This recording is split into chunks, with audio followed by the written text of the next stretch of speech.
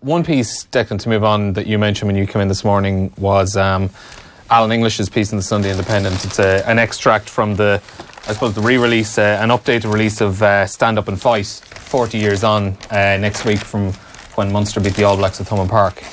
Yeah, and it's about like what happened to some of the players. It's great. It's just a great piece, or a great extract from the book, because it's about, like, you know, say Ginger McLaughlin and you know, a couple of just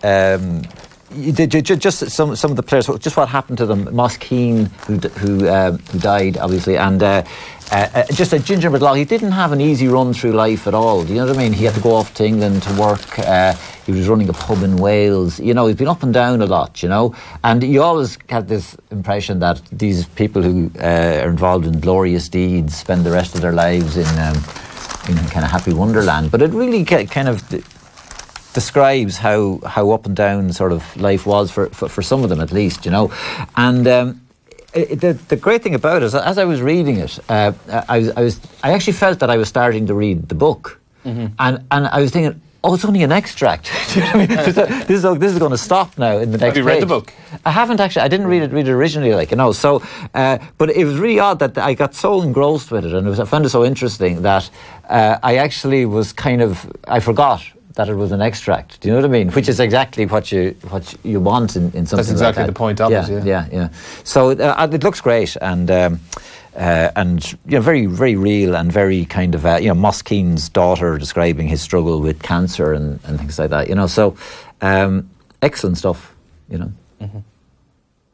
Would you have any memory of it? You wouldn't have. Only the most vague memories. I wouldn't be the rugby person anyway. You know. I remember when I was a student for a while in Cork, there was a picture of it in a pub, you know, and I remember looking at that and thinking it didn't really mean much to me as such, because I'm just not a rugby person. But it's and I still don't know how it happened. How did they do it? I mean, how did they actually beat the All Blacks? Nothing has ever emerged that the All Blacks were out carousing or anything the previous night. It seems to have been just a straight thing that they just beat the All Blacks, which is which I haven't seen either that play, the Alone It Stands. Yeah. But I met the man who wrote it once, and thought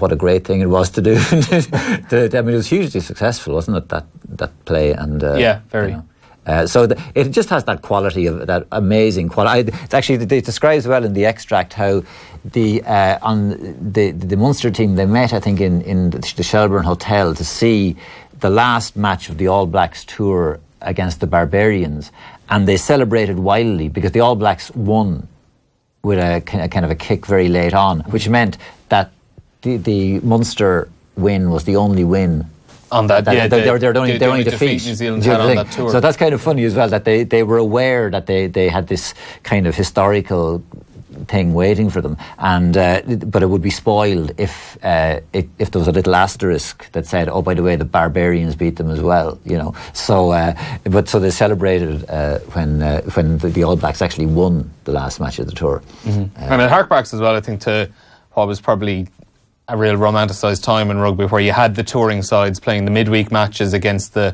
clubs and the provincial sides, where, if you look at what World Rugby are probably trying to do at the moment, bringing in a Nations League of sorts, and you know, you'd probably lose all this.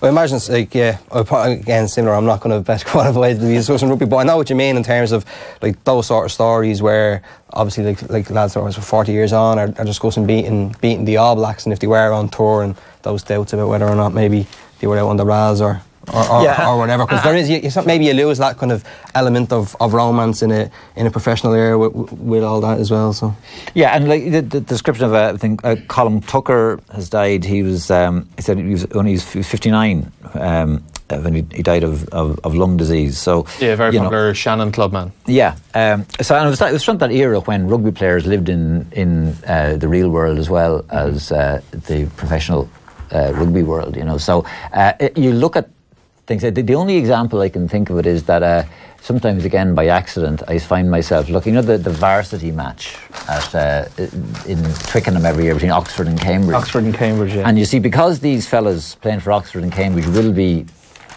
going on to run the world once they're finished, they look like normal people. Do you know what I mean? They look almost like the rugby players used to look back in the time of. Remember, people used to think Moss Keane was a giant. You know, he was this vast corporation of a man. But now he'd be like a sort of a nippy scrum half or something. You know, so wingers these days are 17, 18 stone.